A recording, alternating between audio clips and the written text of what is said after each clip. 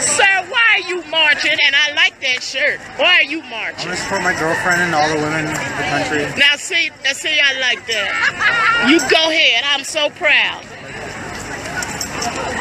Oh, I like this. Sir, why are you marching? Why are you marching? Because I know that's right. See, these are men that love their women. Exactly. That's what I'm saying. Yeah. Sir? We tried testosterone long enough. Look what that's got us. Oh, how about that? You said it, I didn't. Where are you all from? New Jersey. Woo! Connecticut. Connecticut. Oh, look at this. Yes. Look at this.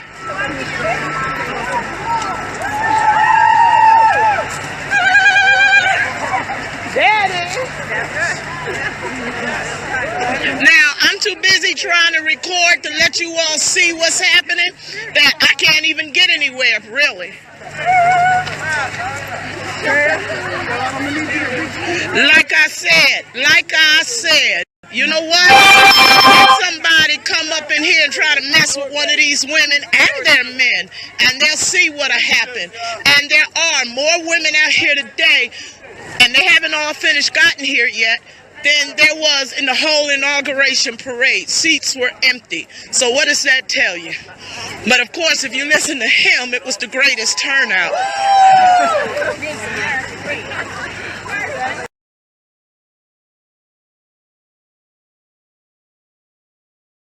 Good morning, everyone. Ms. Fortune Barker, I was so proud of you. And I'm proud of all the candidates that I call colleagues of mine, because we're taking a step. We're putting our mouth where our action, or our action where our mouth is.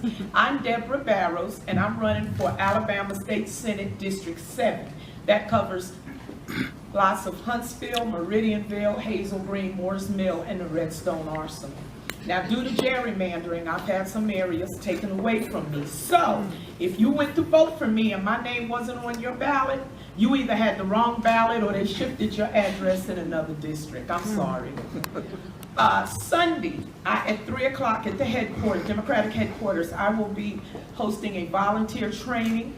We've been out there, but now it's time to get moving and getting busy even more so.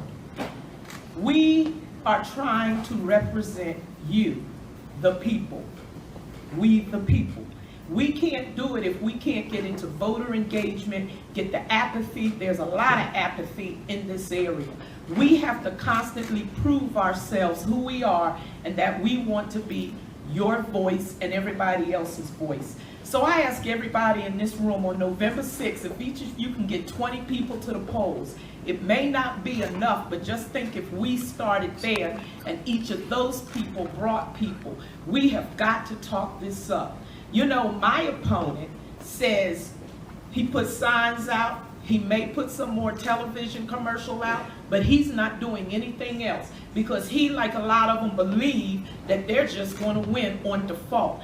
It's time that we do have a real blue wave and shake it up. Okay, so I want you to know that I am the candidate of the family.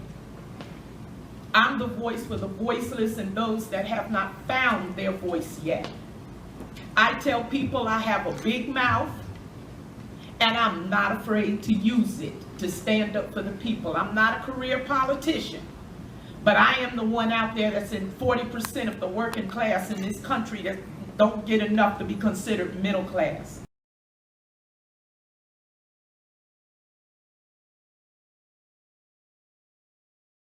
Butler Kane. I can do that too if you need. Kane, all right. You go ahead.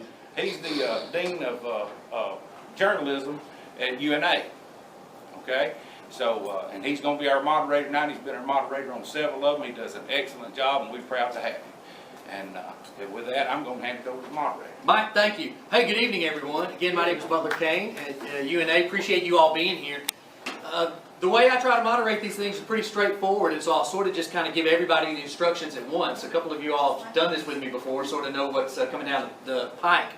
But what we're going to do is try to start off, just to keep everybody moving, We're going to try to do about maybe 3 minutes each person to answer questions, things like that. I'll keep the time. I've got a couple of nice little things. This 30 means you got 30 seconds left. This other one means please finish, because that's what it says. I decided to make it nicer than wrap up than what I've been using. So there's that. But we've got enough time that we can we can move around just a little bit. Deborah, you came just in time. We're going to give you the spot on the table right here. How are you? You get them babies dropped off? Yes, I did, and I flew down the highway. Deborah, we'll give you just a moment to get settled in. We are just now finishing our initial opening statement. We gave everybody about 3 minutes just to say hello, introduce yourself, talk about a couple of the issues important to you, and if you're ready to do it, we'll let you jump on in. Have at it. I'm always ready. Good evening, everyone. I'm humbled to be here and to be amongst, let me say this, we have the best slate of candidates in the state of Alabama than ever. And I'm just so happy to be a part of it. I'm sorry for my lateness. I try to be on time. I'm a member of the working class. I mean, I'm that 40% that's working but not enough to be middle class. I'm the one that's marginalized and I'm pissed off, if I can say that. Okay, so I left South Huntsville at 5:15. And I didn't even stop to change and do full face makeup. I came straight here and looked like a bum when I was so embarrassed to walk past you all. Okay, that's a whole minute gone right there. I am Deborah Barros. I am running for Alabama State Senate District 7. I'm doing it because I'm tired. I've been an advocate for years. When my contract ended, due to budget cuts, I was making good money. I was still an advocate. I was a journalist for 20 and a half years. I crossed over to the dark side where I became a /victimologist, criminologist. So I've always been interested in the law. And the one thing on my bucket list I didn't do was go to law school, which is not too late. However, being an advocate, fighting, everything in my life that was ever worth having, I've had to fight for. Starting with a child who was one of those that was sexually molested by her stepfather for 5 years before anybody found out. I had to fight through that. And I fought all the way up. In January, I'll be 60. I'm still fighting. But now I'm fighting for you. I'm fighting for my 96-year-old grandmother. I'm fighting for my grandson. I'm fighting for all of those that don't have a voice or have not found their voice. That is my job, to be your voice. And I tell people whenever I speak that my story is your story is my story. I am we the people, you are we the people. Our voice and our vote is our power, and we've got to learn how to stand up and speak up. Now, someone asked me, was I afraid? Because I've just recently put together a security team because I've been called coon, a liberal nutcase, a Trump hater. I mean, now no one has physically threatened me, but people are crazy. And I have a mouth. And I'm not afraid to use it, and I'm going to call you out. I don't care who you are, if you mamby-pamby. But then as I tell my voters, my supporters, that means if I get in there and get mamby-pamby, then you need to hold me accountable. But I am the voice of the people. I am we the people because I'm not a career politician, and I'm the one that you want to speak for you, because the only agenda I have is to get to Montgomery and shake some things up. Like I heard Amy say about our legislators. They don't read the bills, they get them and they do the backroom shenanigans and then they vote for it. But if you ask them what was in the bill, they can't tell you. Okay? Laura Hall is a state representative, and she told me not long ago there's many nights she doesn't sleep because she's up reading the bills. I told her I'm going to be sitting right next to you because working on a PhD, I love research, I love writing. So I like to know statistics, and I like to ask questions as a former journalist: who, what, where, when, and how. And if you can't answer those questions, then we got a problem.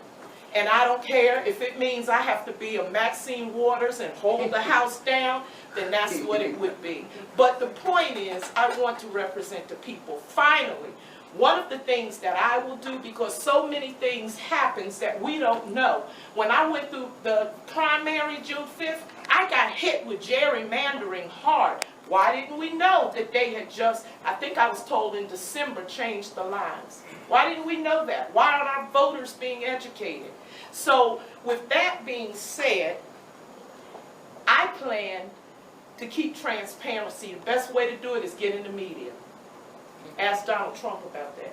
I love social media, and I have no problems with doing the media, coming up there saying, okay, everybody, this is the bill to pass, this is why it's not good, write your people. You know, so that's why I'm running, because I want to use the mouth that I have to be the voice for the voiceless and the voice for those that have not found their voice yet. And again, I apologize for being late. Thank you.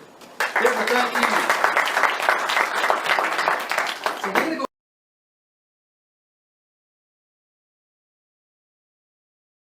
But I'm a winner because the fight continues.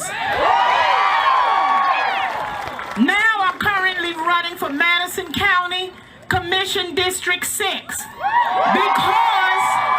my base said you're not allowed to be quiet. You see, I found my voice and I know how to use it. And I will continue to use it for anybody that needs me to use it. Let me tell you some information and get to my story, why I supported these wonderful young ladies that organized this. In 1973, the Supreme Court held that Roe versus Wade should stand. At that time, states like Texas made abortions illegal, and they penalized the doctors and the women. The history book says that came out of an increase of immigration. Look where I'm going with this. And they were afraid that their born citizen white women would not have as many white babies with all the immigrants coming into the country. Now, what does that sound like to you? So, in 1973, the Supreme Court stood with Roe versus Wade. Here we are again. Oh my God, why are we still fighting?